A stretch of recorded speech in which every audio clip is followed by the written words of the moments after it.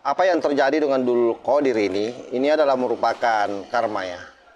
Kenapa? Karena orang-orang Nahdien pasti marah dengan pernyataan yang dulu pernah dia sampaikan, sehingga yang pernah dia sampaikan dulu terkait dengan Rizik Syihab yang menurutnya itu adalah gurunya NU. Ini yang saya kira memang sangat bablas dari Dul Qodir ini, sehingga sangat wajar kalau kemudian masyarakat atau warga Nahdien di Pati itu memboikot acaranya. Nah, seperti itulah cara orang NU melawan.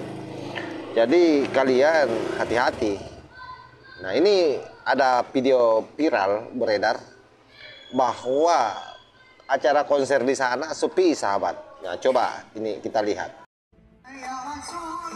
Warga Pati sudah sadar kalau gurunya NU bukan Habib Rizik.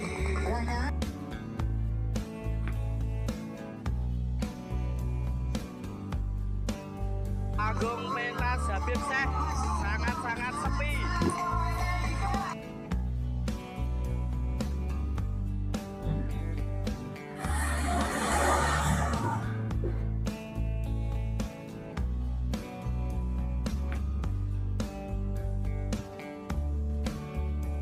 Jadi tentu saya tidak kaget ya dengan kejadian di Pati ini. Kenapa? Karena itu tadi, congornya Dul Qodir ini yang merupakan sopir mobil di Arab, ketika sampai di Indonesia karena gelar Habibnya yang dikira waktu itu adalah cucu Rasulullah dipuja-puja, lalu mulai melantungkan salawat-salawat setiap ada undangan di pengajian-pengajian kecil, menghipnotis masyarakat. Orang Nahdien kala itu akhirnya mendapatkan panggung yang besar.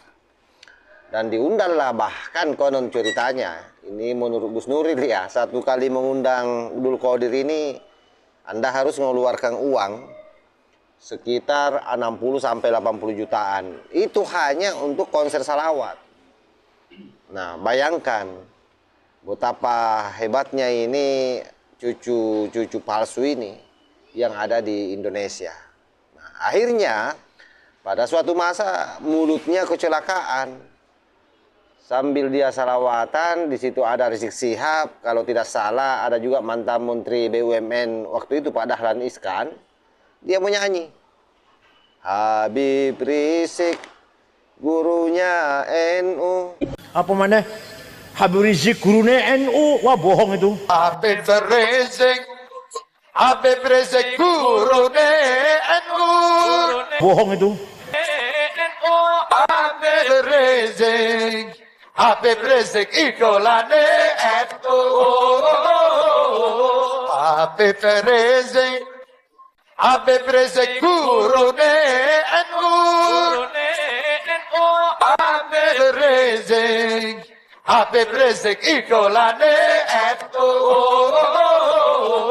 Habib Rizik. Aha, ini kecelakaan dia. Sementara kita tahu bahwa Habib Rizik ini adalah orang yang pernah mengata-ngatai Gus Dur. Mengatakan Gus Dur ini tidak saja buta matanya, tapi juga buta hatinya. Betapa kurang ajarnya ini Dul Qodir ini. Mata buta hati.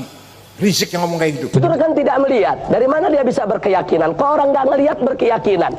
Gus Dur itu buta mata juga buta hati. Dan saya secara pribadi sejak itu memang sudah tidak pernah lagi simpati dengan makhluk ini. Kenapa? Karena sangat berbahaya narasi yang dia sampaikan bahwa Rizik Syihab adalah gurunya NU. Sejak kapan ada orang-orang NU yang nyantri di pesantrennya Rizik Syihab? Itu kan tidak ada itu. Lalu tiba-tiba mengatakan bahwa Rizik Syihab adalah gurunya NU. Ini kan sangat biadab. Bayangkan misalnya kalau para orang tua kita, para kiai-kiai kita itu lebih awal meninggal. Tidak ada lagi yang menjelaskan tentang mereka ini semua. Kiai Imad meninggal, Gus Buat Plere meninggal, Kiai Said Akil meninggal, Kiai Marzuki Mustamar meninggal. Para kiai-kiai kita lah yang selama ini memberikan pencerahan terhadap bagaimana rungkatnya nasab mereka. Lalu apa yang terjadi nanti? Diglorifikasilah bahwa Rizik Syihab ini adalah gurunya NU, itu dalam jangka panjang. Jadi ada memang pola pengkooptasian yang mereka coba lakukan terhadap warga Nahdien. Karenanya, kenapa warga NU sampai hari ini ditabrakkan satu sama lain oleh mereka? Itu karena memang menjadi agendanya. Bahwa ketika NU ini diadem-ademkan, maka kita tidak akan bisa menguasai negara ini. Kenapa? Karena satu-satunya memang organisasi yang terbesar di Indonesia ini yang memberikan penguatan terhadap nilai-nilai Pancasila sebagai dasar negara dan tidak pernah mempertanyakan sama sekali Pancasila sebagai dasar negara, bahkan memberikan penguatan adalah Nahdlatul Ulama. Karenanya mereka tahu bahwa selama NU masih kuat, masih besar, masih ada di Indonesia, maka Indonesia tidak akan bisa kita obo-obo. Nah, saya kira kajian-kajian seperti ini kan ringan sebenarnya, yang gampang dicerna oleh siapapun. Makanya saya heran kalau sampai hari ini kibing-kibing akut ini tidak ada yang tobat. Sudah berapa banyak video-video yang kita up ke permukaan yang menjelaskan tentang kebiadaban mereka. Ini yang kita sangat sesalkan sebenarnya, sehingga bagi saya apa yang kita sampaikan secara terus-menerus ini mesti digulindingkan bak bola salju dan berharap bisa masuk ke relung hati para mukibing-mukibing akut. Saya tidak peduli dengan generasi Baklawi, yang saya peduli adalah orang-orang pribumi yang notabene-nya mereka hari ini ada di bawah genggaman, ada di bawah doktrin kelam Baklawi.